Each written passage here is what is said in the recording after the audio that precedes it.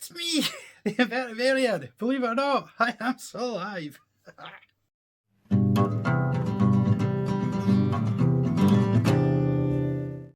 Hello everybody, it is of course me, the Invertebrarian. That little face, that little face, I said, but little nowadays. That face you haven't seen for quite a while. As you know, look at the sparkly lights, sparkle, sparkle. Anyway, digress. So as you know, you don't know because I've not done video in ages, but if you do know, if you have watched the last video, you'll know we took on a whole array edition extra heapage of spider edge. Some still actually do need rehoused. It's been a couple of weeks now, and basically what we're going to do in this video, instead of going through them all, we're going to look at the ones that like to make silky goodness out their back ends. So this video is going to be to see which ones have webbed up their enclosures and how they're looking, and yeah, that's pretty much it. So if you don't want to see silky bum juice all over the enclosures, then go away, find something else to watch. Maybe watch the video that solved these, or go and find a channel that's way better than this one, which isn't going to be hard. But in the meantime, let's just crack on with having a look at some silked up tanks. This is going well. So we've still got all these guys up the back here that we still need to rehouse. None of them are overly particularly webby types of spiders anyway. Wee Pumpkin Jack up there has done a little bit of webbing. I've got mold there. But we'll get all these into bigger enclosures at some point in time. We've got somebody going absolutely demented in there. Obviously we have our Nelothele Inse Gold.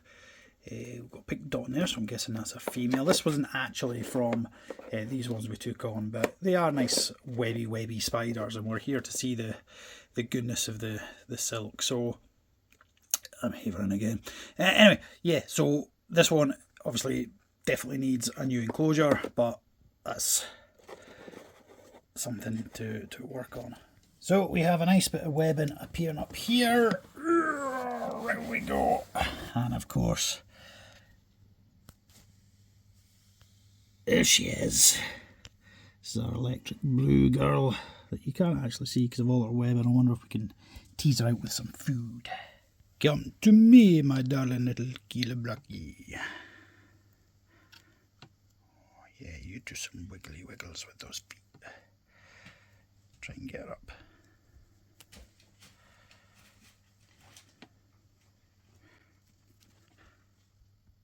Yeah, I thought you were going down there. You want to get some food?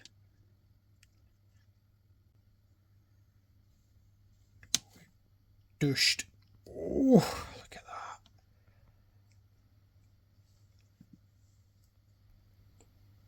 Look at that colour.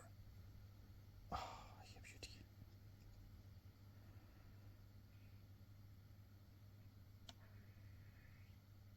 It's just amazing. These Christmas lights when you got one of these. Look at that. Enjoy your feast. Around it just by being so bloody beautiful. Anyway, on to the next. Again, not one of the newer ones, but has to get some love, some appreciation. It is Keelablucky, and just look at that. She's been a busy girl. I've had her since a teeny weeny sling, and she's gorgeous.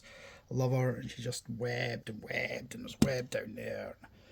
Yeah, she's a good girl. It just looks awesome.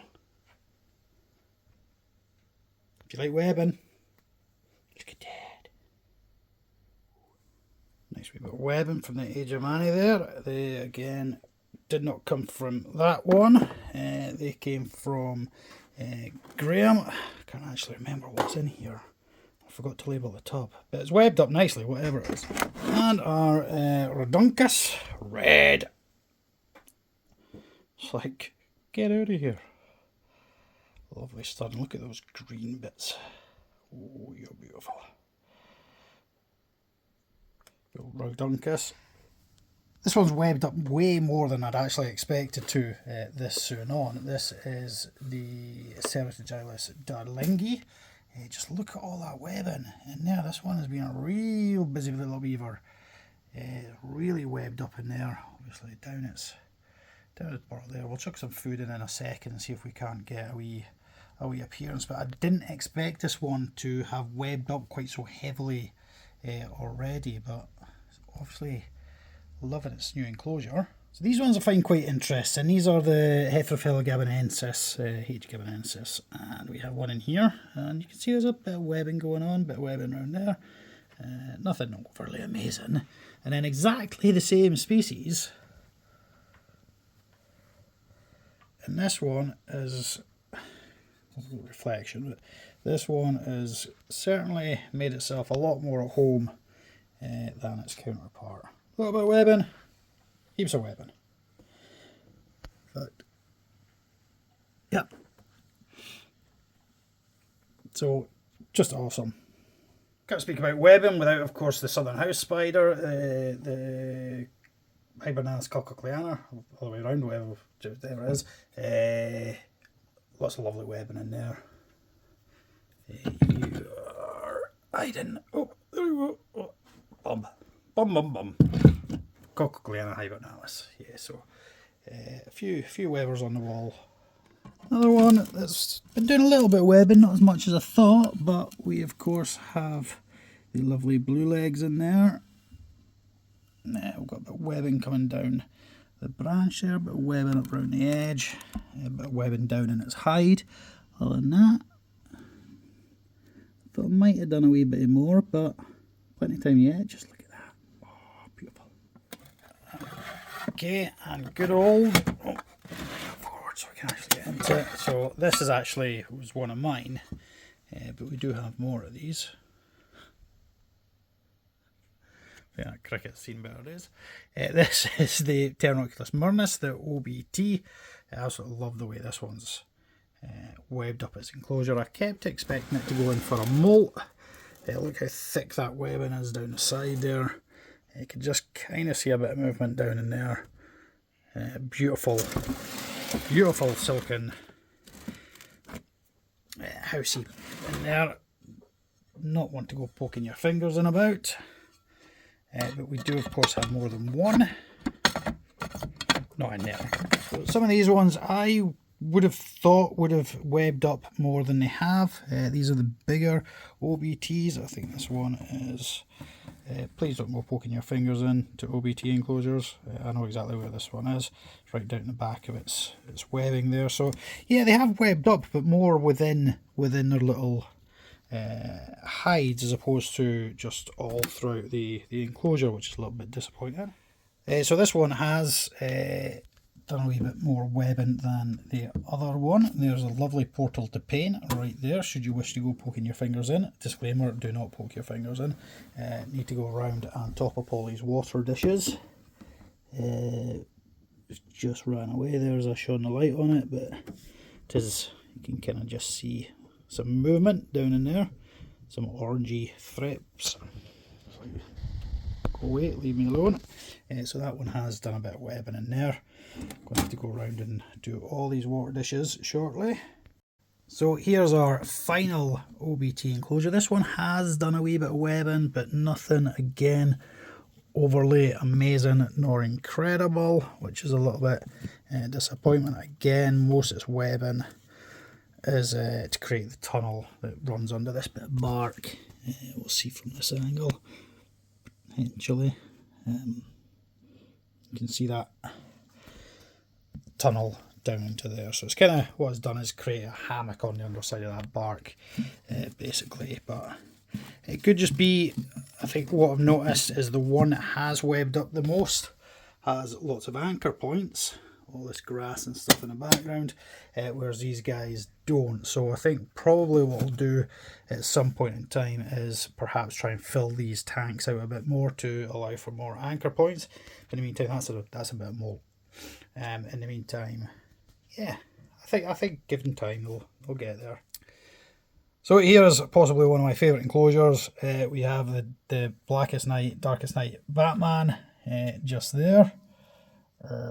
And in the background you will see the Lego Batwing, Batman sitting in the cockpit on this lovely Lego wall of black and yellow. So this is our Batman themed enclosure.